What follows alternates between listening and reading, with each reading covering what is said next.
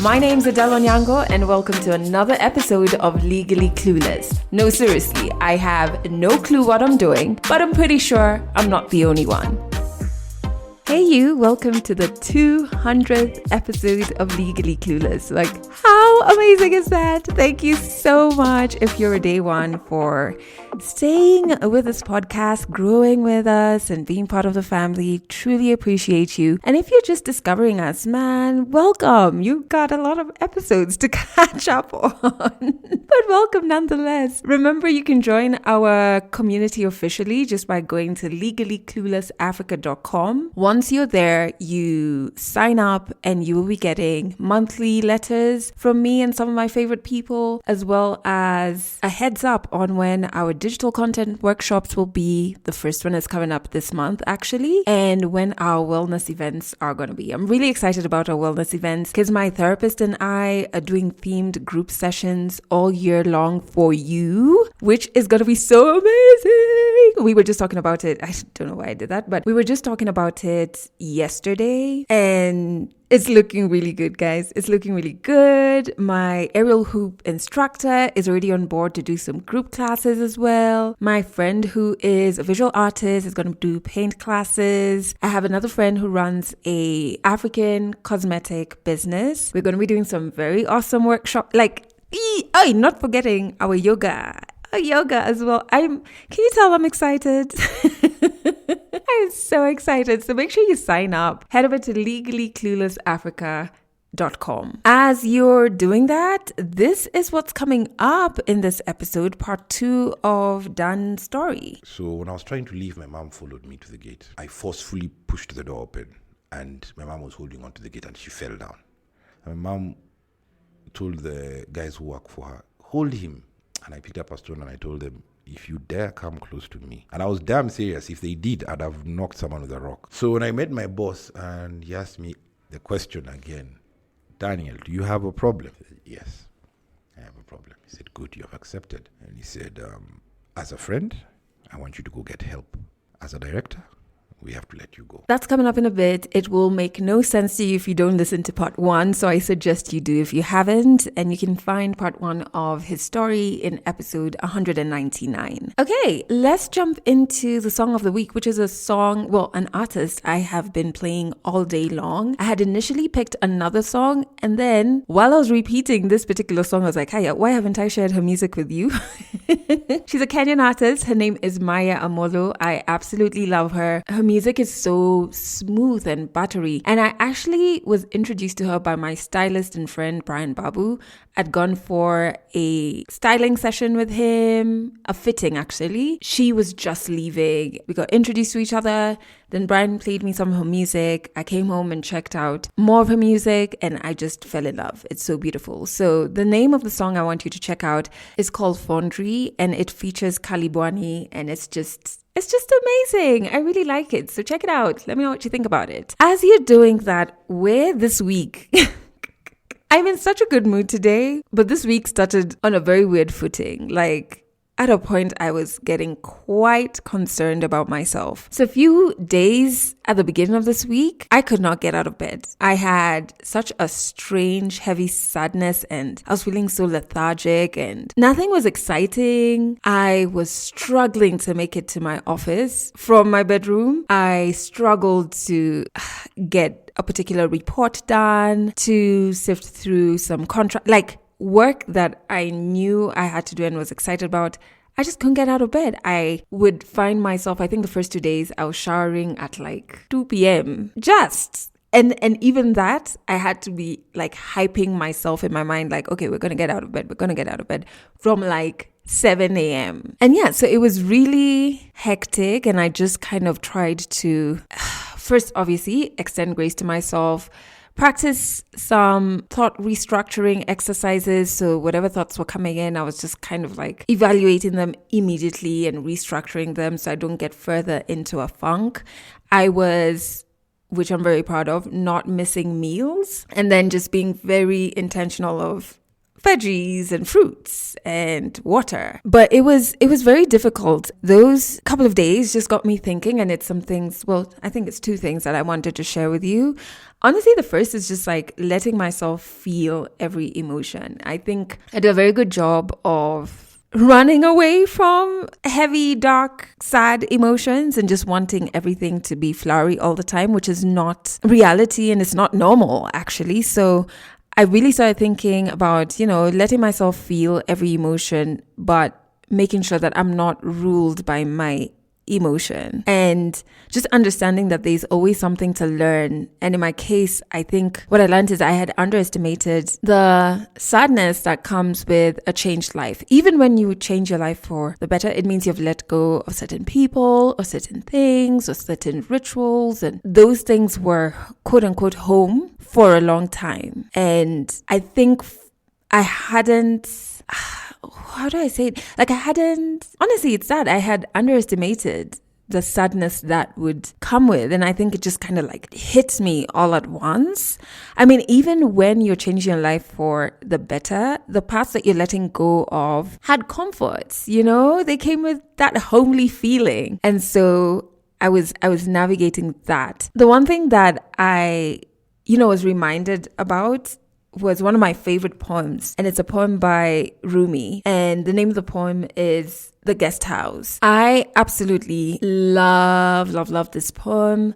It's in one of my favorite Rumi poetry anthologies that's marked on my coffee table, because whenever I sit on my sofa, it's probably the first book that I grab and I just read it over and over. So I'm going to read you the poem, actually. And okay, so this is how it goes. This being human is a guest house. Every morning, a new arrival, a joy, a depression, a meanness, some momentary awareness comes as an unexpected visitor. Welcome and entertain them all. Even if they are a crowd of sorrows who violently sweep your house empty of its furniture, still treat each guest honorably. He may be clearing you out for some new delight. The dark thought, the shame, the malice, meet them at the door laughing and invite them in. Be grateful for whoever comes because each has been sent as a guide from beyond. I love this poem. I love it so much. I think I read it weekly. But honestly, it is true. I like the bit that says he may be clearing you out for some new delights.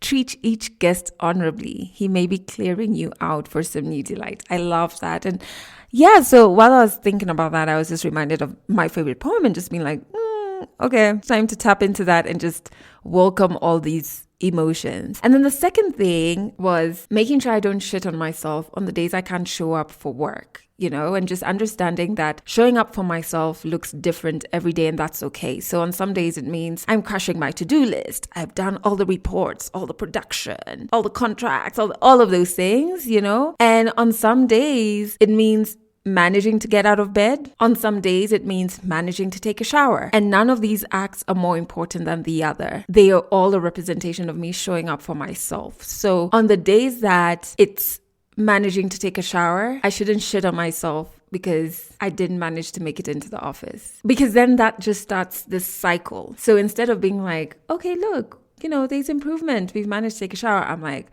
well, it's now 2 p.m. You've not sent even one email. You're really failing at this thing. And then it just kind of like spirals and spirals. So I just realized that it's okay if showing up for myself looks different every day and looks different from what, society and the world deems as team grind, always on my grind, or you know what I mean?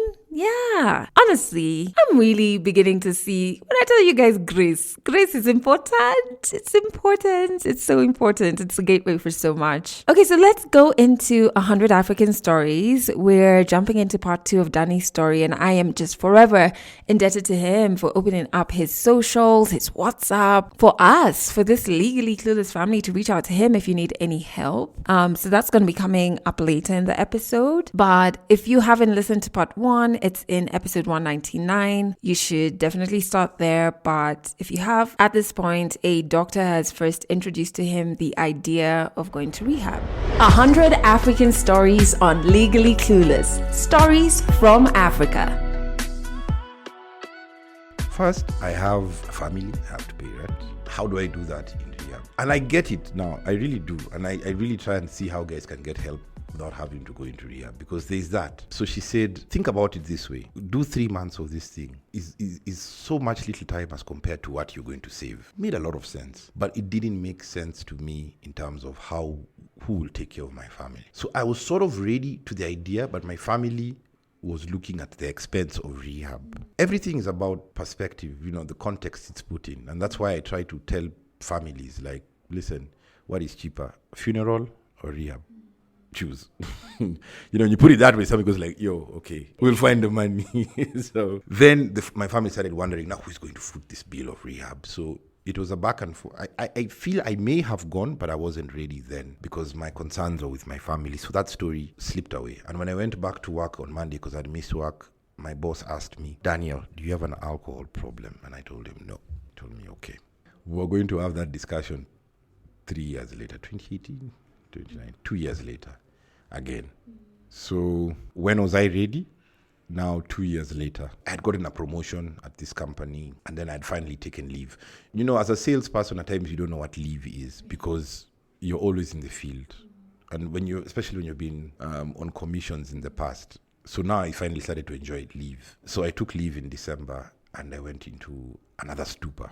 And these stupors were never planned. It's just that if you overdrink a little bit, tomorrow you'll wake up, you need another drink. Nothing else. Period. So I was in a stupor, and my wife was concerned because we had just gotten my third born, my baby girl. She was concerned that Daniel might need to go to hospital late at night, and I cannot handle this. So she told my mom. My mom said, tell him to come home. So my bro was around with his wife and family. So she lied to me, and she told me that my mom is being harassed. So I'm very protective about my mom. Since my dad passed, that was about 5 years ago. So I went home. Very high. And the thing about alcoholism, by the way, is that you don't feel the highness. But people look at you, they see you're drunk. You don't feel it. You feel like everything is normal. But you're literally drunk. People look at you and tell you, hey, you've had a bit too many. You're like, no.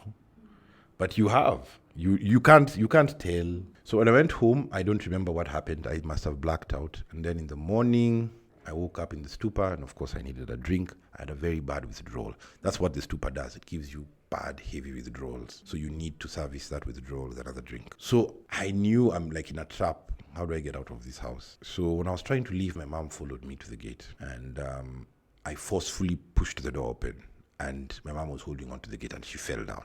And I was in shock when I turned around, and I was like, what have I done? Even I didn't know how much force I had used.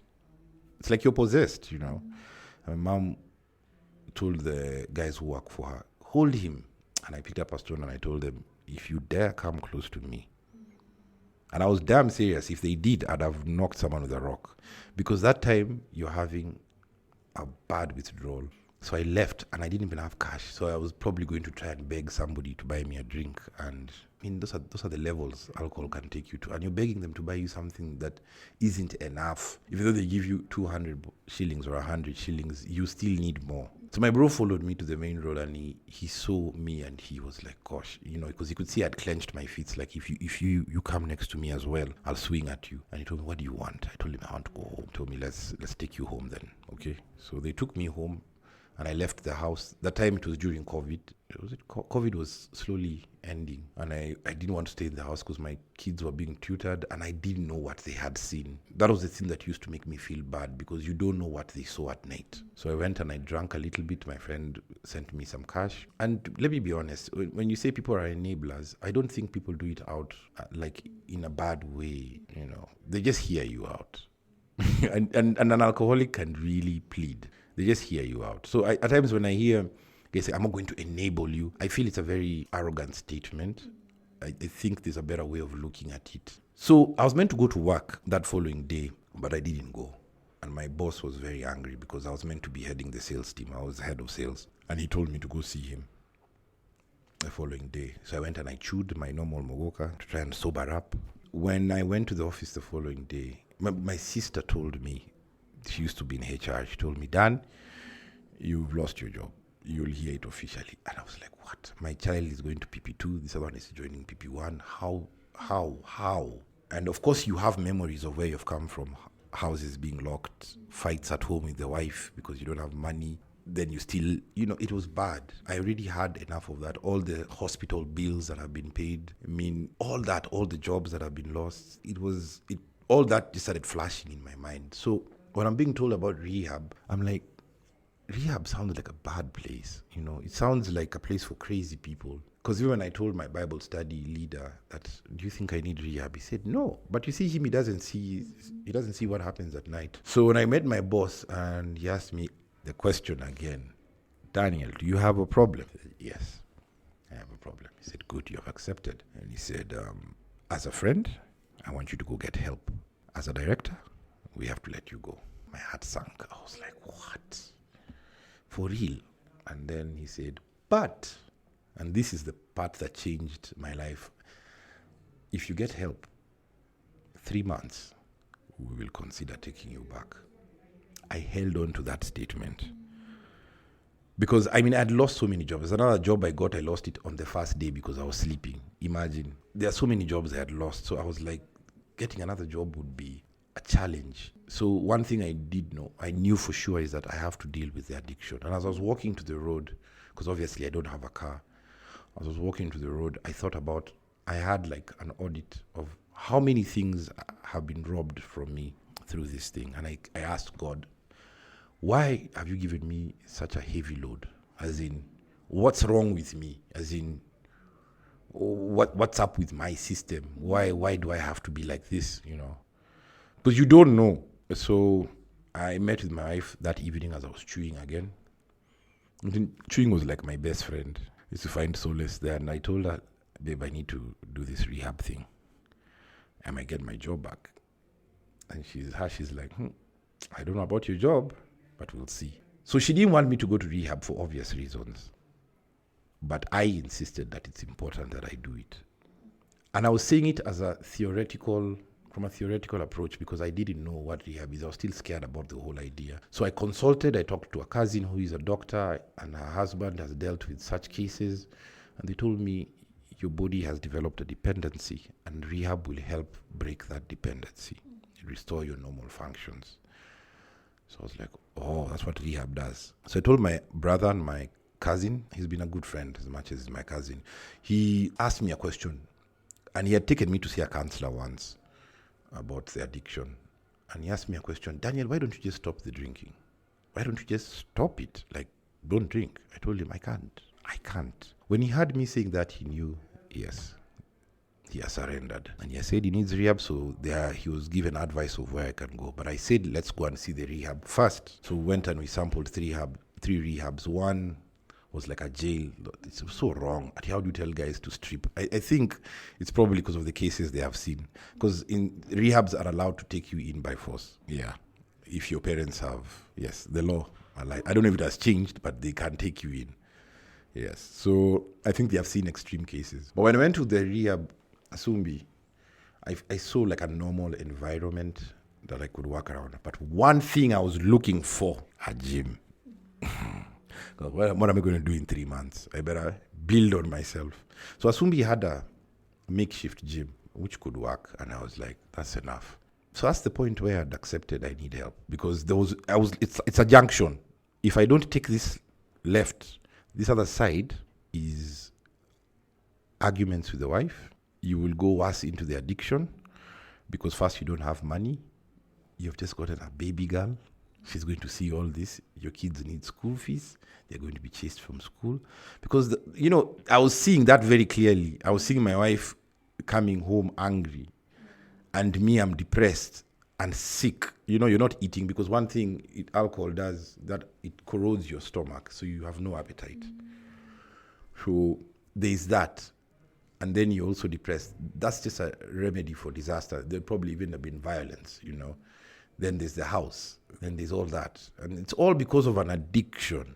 So I realized that this is my way out. I've been told I might get my job back. Let me try. I'd rather be in rehab. And my financial sense was the minimum I use per day is 1,000 shillings. That 1,000 shillings, if you accumulate it, it can pay rent. Yeah, it can pay rent. So you guys will be fine without me. I'm an expense, by the way. Let me be in rehab. Yeah, so we met a counselor who is my good friend up to this point, and he said there's something I will learn about addiction that would help me understand where I am.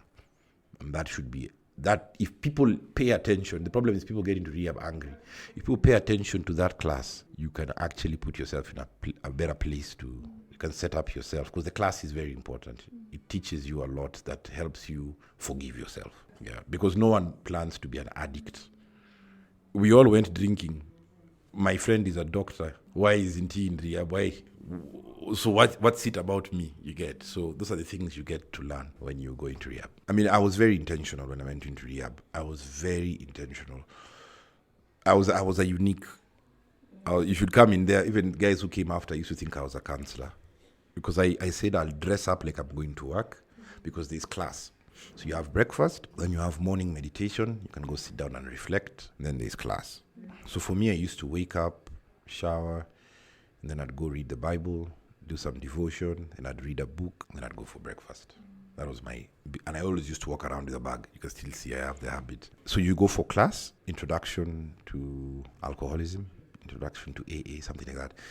So you get to understand what alcoholism is. And allow me just to say one thing that I learned is that we were told alcoholics have something called an X factor. Not only alcoholics, anybody. I think we all have an X factor to something. The thing is, maybe you've not been exposed to it. So the X factor makes you respond to alcohol differently. And I think it's what triggers a surge in your dopamine than other people. So you go overboard and you don't know when to have enough. And then tomorrow, the dopamine levels have gone a bit too low, and you look for that again. And that's what forms the dependency. So they said you have a gene that will never allow you to drink responsibly because it disrupts normal functions of the brain. So your brain's normal functions have been disrupted, and that's why you're sick. It's not me. It's not me. Yeah. You get so that's a very important point when somebody gets that. So we want to put you in a position where you can live a normal life, because you're so ingrained into this drinking thing that you don't know what else is normal. So at rehab, you're told to think about things you can do. And I think the better the rehab, the better the chance of you trying those things there. Like those rehabs have those facilities, so you can start inside. So, I mean, like Asumbi, they introduced football, would go out. But for me, I already knew what I wanted. I just knew the gym is home. It was home for me in USIE. It's going to be home for me now. So class. Then after class in the afternoons, we had there's a class. I'll remember the name, that sort of gives you basic skills. It's more engaging. And then from 3:00, you're free. The breakfast was okay. Tea bread. Lunchtime. Starch, greens, maybe a bit of protein. But dinner was good. Dinner was always either fish, chicken, because what they're trying to do is to feed you well. So once you've done the introduction, then you start the 12-step program. Now, the 12-step program is a program that helps you correct your spirituality. And spirituality is actually your character. You end up going in depth into the things you did wrong and try and make some of them right, the ones that you can. And it's also to expose you to a super being. And one thing I loved about that is that anybody who has no background in religion can actually accept it. And it is so related to the Bible, but the context is this day and age. So anybody can digest it easy. So yeah, those are the things that you do while you're there until the end is when now you start writing a plan for when you leave, what next. But through that, even in the evenings, there's counseling, one-on-ones. Your counselor, and you get to talk about things, you get to open up. And your family comes at a particular point. So the first month, there's no phone. It's just like that, no visits. You start getting visited after the first month. So they believe after the first month, at least you're stabilized, you're a bit sober, now you're good. So it depends with how badly off you are. I had a friend who came in straight from hospital. His was chronic, so he needed to go and detox and come. For me, the medicine I used to get at the beginning was just to help me sleep. So they detox you first, and then now from there they start trying. It's basically trying to take you to who you are before the addiction. After I hit the first session of gym, I felt like I was back. Because one thing for me, I really used to, there are different types of alcoholics. There is an alcoholic who could stay away from the drink. They call it binge alcoholics. Then when he drinks, he'll drink for 5 people. And then there was me who used to drink daily, but in small bits. I used to, because the alcohol used to affect me. So I never had shakes. I saw other guys who used to drink daily, and I used to wonder how their bodies could do that. I mean, me, I couldn't, I'd have died. So for me, coming back to myself didn't take long, but through the whole journey, I had what they call euphoric recalls, where you'd remember the chewing, remember the smoking weed, you'd remember those things, but we were told not to engage in those discussions because they're not healthy, talking about the past. So it was one thing I remember also asking a counselor is, are you serious that you're saying I will never drink again? As in, it's possible. He said it is, but you will realize towards the end, because they do believe it's a spiritual assistance. You get some spiritual help. And these people who wrote the big book, the AA big book, acknowledge that there is a super being who can help you through this, because most of the time all alcoholics have been beaten down by life. Yeah, and that's the point where God actually wants you to be, so you can acknowledge him. If your life is all Mary, you don't need him. Yeah, so that was a good point for many people. Some people were still not sure. Some people were bought in or coerced. Some people came in high. They were lied to. They're coming to a hotel. The guys stories were many. And we used to laugh. And then you'd wake up and tell a guy, hey, dude, reality check, you're in rehab. But at least I thank God, for me, I went in willingly, because even before I went in, I didn't overdrink because I was scared of bad withdrawals. I knew what that is. So I used to feel for guys who didn't know, because the following day their withdrawal would be so bad, but they'd be giving medicine that would help. Yeah, so I think, as you were saying, after a few days of settling in, I was back to me. Yeah, and the exercise helped, because, it flashes out toxin. And then one thing is, when I did my first few trainings, what I did in 2 weeks would take me 2 months outside. So I was like, wait, so this thing has been stealing from me like this. It was a good comparison. So that's when I said, we have to recover. And recovering is there's no destination, it's a lifestyle. We had several interactions with my kids, and the rehab was courteous enough to notice that Dan is a serious guy with recovery, and they even let me and my wife and family go out at times for like a function, for something with the kids. And my daughter would look at me like, where have you been? She was still like a baby. So when I was leaving rehab, they allowed me even to take a cab. They said, Dan, you can go home. You don't have to be picked. And when I was in that cab, I was like, wow, hey, this is now reality. Rehab is not that you're going back to who you used to be. You're going to a new life. So I was a bit scared in the taxi. I got home. And I remember when I left the house, I went to shave. And the person who used to sell me the mogoka saw me, and he's like, hey, something different about you, of course. And he said, Utakam, will you come? And I laughed, and I didn't respond. And I went and I shaved. And that place where I was shaving, I always used to shave with a drink, but now I was drinking soda. Then I didn't even go to that guy to say hi, just went straight home. And it was a nice evening.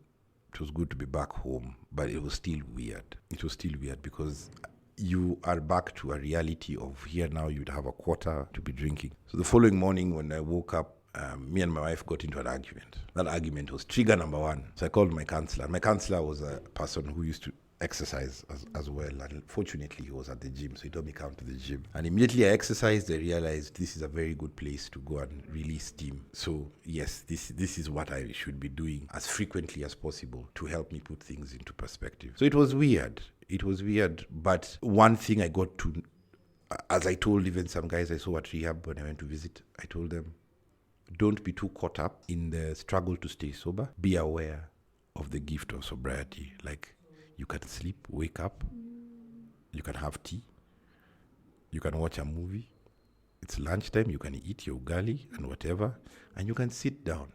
Normally by lunchtime, I'm tensed up. I need some substance, something. What's the plan? But now I can chill. So I told them, be conscious of that because it's very important. Yeah, otherwise you'll miss. It'll be like an uphill task trying to stay sober. No. Try and enjoy sobriety. Look at it the other way around. Enjoy the peace it brings with it. Enjoy the fact that you don't have to be thinking about where am I getting my next drink? Who's going to enable me next? Who's going to do that? I'll say this for the sake of any person who is in recovery. The secret to not relapsing is sharing your story, saying it. The closest I got to a lapse was, I think, on the second day or the third day I was at home. My friend had seen me. He heard I was around and he was like, hey, Dan is around. And he was like, good. So that time there was curfew. So he texted me and he told me, hey, before curfew, I'm at a shop here. Do you have anything you can top up? I bring a bottle of gin. I told him I don't have cash. I said, okay. Then he came and he texted me on WhatsApp and he said, I'm in the house. I have some gin. You can come, we chill. And I was carrying my daughter. I remember that incident because I was wondering, just go have a normal drink when you can have a normal drink. And I took long. I don't know if he was watching because he could see type, stop typing. Then I got the courage, thank God, I got the courage. I responded and I said, brother, I am a recovering alcoholic. I have a problem. And you may have noticed it. I had gone to rehab to get help. And he replied, okay, that's it. So that, in the Bible context, the Bible normally says they overcame by the blood of the Lamb and the word of their testimony. That testimony does miracles. When you say it, many people keep it in. And I say there's a difference between saying, I stopped drinking and I'm in recovery. Stop drinking is glorifies self. Recovery means you surrendered. So I remember the following day going to their house, naively hoping to stumble across a drink. And the wife was there and she had heard the story. And she was like, hey, Dan, congratulations. I was worried for you. And then the husband called, Dan is around. Yeah, I'm coming. Should I bring anything? She said, don't dare bring anything here. Yeah. She just gave me a 2 liter of Coke. Told me, drink as much soda as you want. And they didn't bring her. That was the closest I got to a lapse. But I thank God that the wife was there. You know, once she had that, she made sure nothing. Because these guys don't know. They think if you go to rehab, probably you've gone to learn to take it easy. And that's not the case. You've gone to quit. You've gone to surrender, you know, and try and so you can have a better foundation out here to pick up and live a life without the drink. So that was the closest. And ever since then, I've had opportunities to share in taxis. It just comes out and I just say, I'm a recovering alcoholic. By then they go like, really? And everybody gets so impressed by that honesty. For me, it's become so normal. So when I see people still getting impressed, I go like, wow, we hide things as humans. We hide so much. So this is new. This is like light, you know. So that has really helped me. Even in some WhatsApp groups, when there's a time a conversation of rehab and something came up and I said, there's nothing wrong with rehab. I was there. Because like, congratulations, you're so honest. Now, one day I saw a photo. I had taken a photo shoot with my wife, it was my daughter's first birthday, and a photo came on my phone we had taken in the past, and I was in the same t-shirt, and I could see the difference.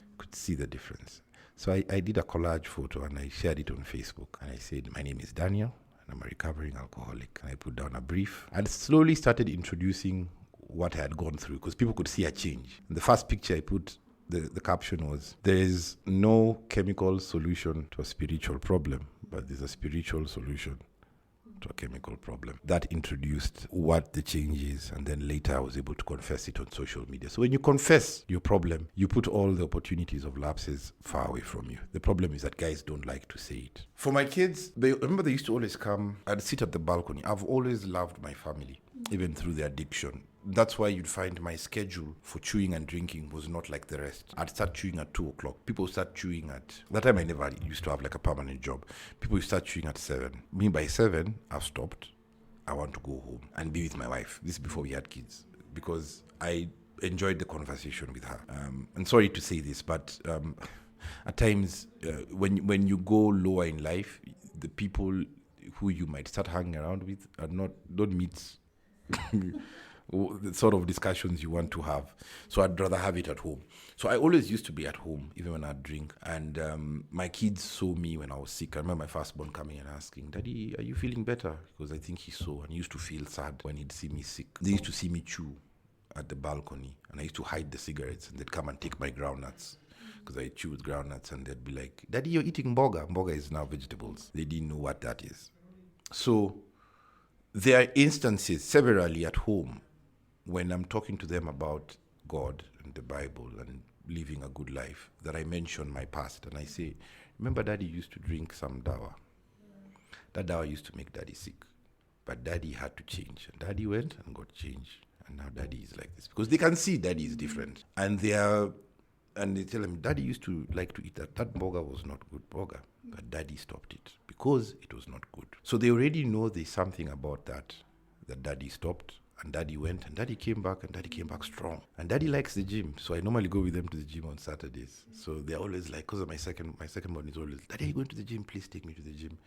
And I'm so excited because at the gym I see two friends, brothers, that's a four, two, and they have the same habit, exercising all the time, and they're looking good. They come together after work, they exercise, and I'm like, wow, this is what I want for my kids. Because at times when you see I've seen children who are so engaged in sports, they have a balance in life. You have no time for excessive partying. You're already tired. Your goal is to do better at basketball or do this or reach this. So I want the same for them. So I already have that open discussion with them. I really practice being vulnerable with them at this point, because there's that thing of saying when I'm ready. Is there really a time? You start now with whatever you can, so they know. So one day I'll introduce the word alcohol instead of that dawa.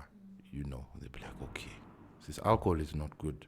And this alcohol, if you guys ever partake of it, one of you may become like this. So be aware. And these are the conversations that I want to have with guys in uni. Like, you guys are going to drink, some of you. I'm not here to tell you not to drink.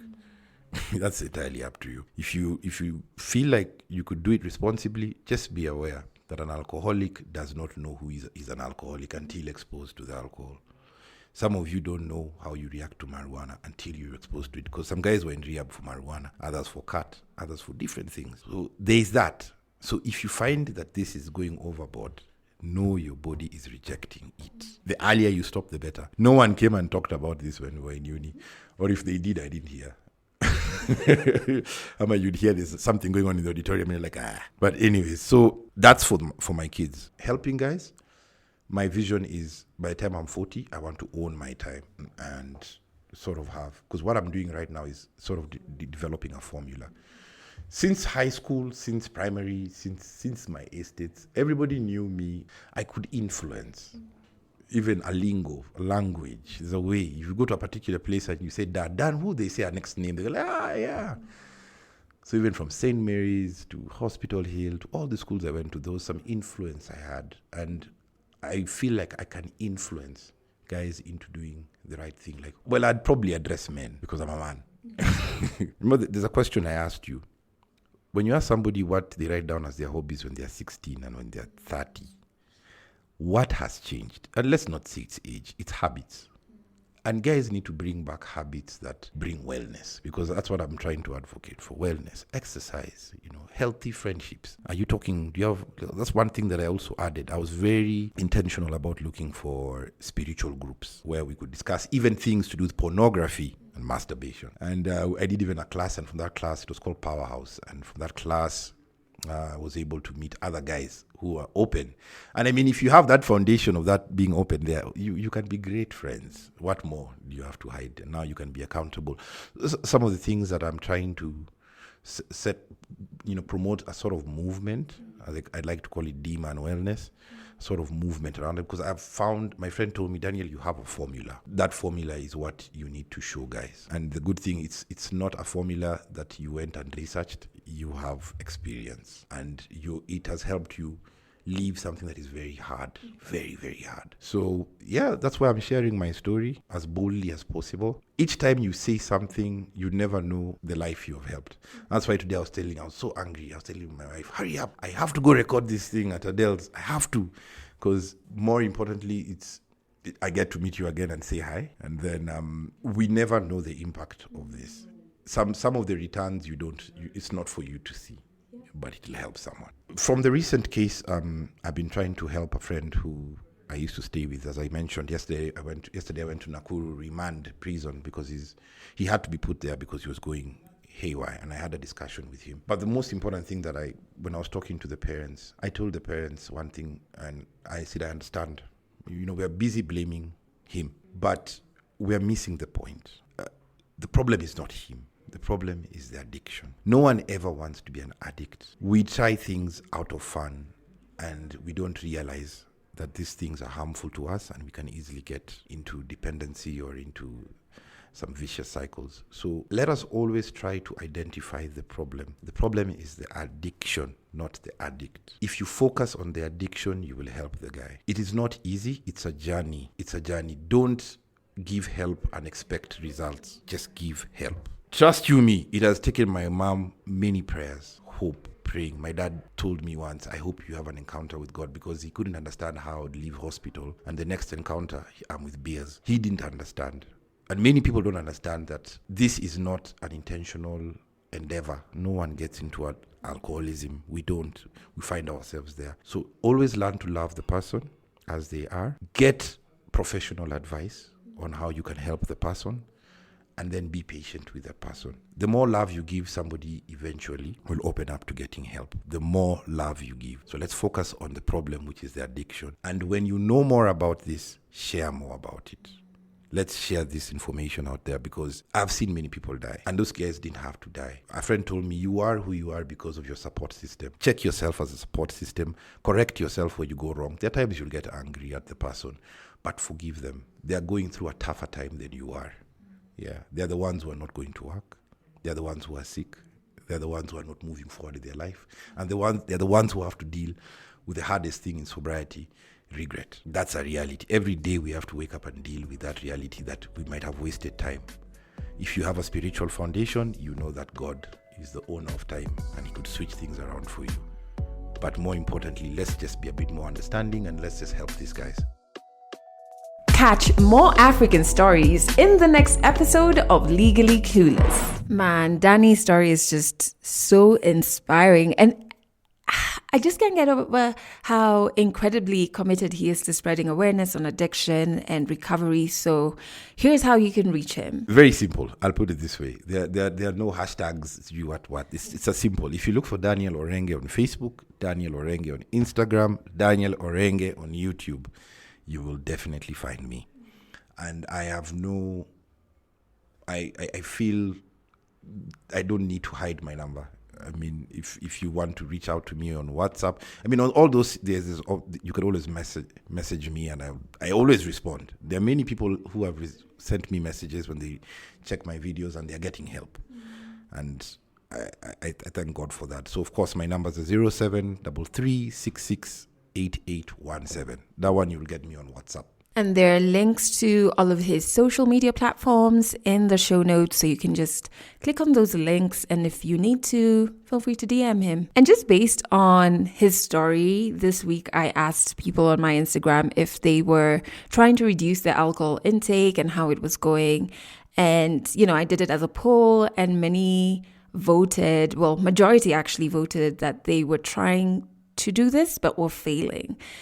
I think I'm actually making progress. So while talking about it on Instagram, I just realized that there is a major shift as to how I've approached it. And probably that's why I'm making progress, So first, I don't think I've ever had an alcohol problem. I've always been hyper aware with alcohol because my dad was an alcoholic, I believe. But I know I've had some wild nights of drinking more than I needed to. Yet, if I think about it, I could have still had a great, wild, brilliant night without the alcohol, but hey, here we are. But the reason I think I'm succeeding now in reducing how much alcohol I take is because for the first time I have a tangible reason. So before it used to be because of the hangovers. You wake up and your head is split and you're just like, I'm done. You know what I mean? And that has changed because now it's a vow I've made to myself that everything I do, everything I put into my body, every space I put myself in, every thought I have, every person I let into my space has to be in service of my higher self. And this is mentally, emotionally, and physically too. And I've just got to be intentional about this vow. And while I still like my red wine, I think I just recently discovered a particular red wine from Zimbabwe, if I'm not wrong, that I absolutely enjoy. I sometimes like my whiskey. I do like the playfulness of cocktails. But I just know that because too much of it isn't in service to my higher self, I don't overdo it. And I don't feel the need to do it. You know, it doesn't have to be part of a dinner plan or whatever, unless I really want that taste, you know? And as much as it's a work in progress, I am finding it easier because there's a concrete reason. So I think this is probably the first New Year's in a long time I did not count down with alcohol and just like wake up with a hangover. It's pretty fresh on the first day of the year, as much as I stayed in bed, but I definitely was not hangovered, you know? And I think, I'm finding it easy because there's a concrete reason that I can clearly see serves me. Maybe it's age and just being a bit wiser that's helped me acknowledge that. I do not know, but I know the reason being concrete and tangible has really helped me. You know, it reminds me of my uncle who's a banker. He once told me that, and this was a time I was having a hard time saving any money. And he once told me that perhaps I was having a hard time saving money because I didn't have a reason. And just saving for saving's sake just wasn't it. You know, he said, give yourself a good reason or a goal and it becomes easier. And it did, because then it even made me start trying to figure out where is the best place to save money. It's not just like sticking it in any bank account and you know what I mean? So I think, at least for me, I mean, I don't have all the answers, but having a really concrete reason and just making this vow to myself, I can see small ways in which it's helping me. Anyway, I can ramble on forever, but this episode needs to end. But before it does, remember to sign up and join our community. Just go to legallycluelessafrica.com. And this podcast plays on Trace FM here in Kenya. You can catch us there on Monday and Wednesday at 1 p.m. and 11 p.m. Fridays at 1 p.m. Head over to traceradio.co.ke for a list of all the frequencies or to stream Trace there. I'm going to leave you with two things. Number one, definitely wishing you nothing but grace. And number two, this is a story that's coming up in episode 201. So he told me that the governor saw your tweet about you wanting to paint Excelcom's house and he's interested in making that happen. That's it for this episode of Legally Clueless. You can share this podcast with your friends. You can keep it for yourself. I'm not judging. Just make sure you're here next week for the next episode.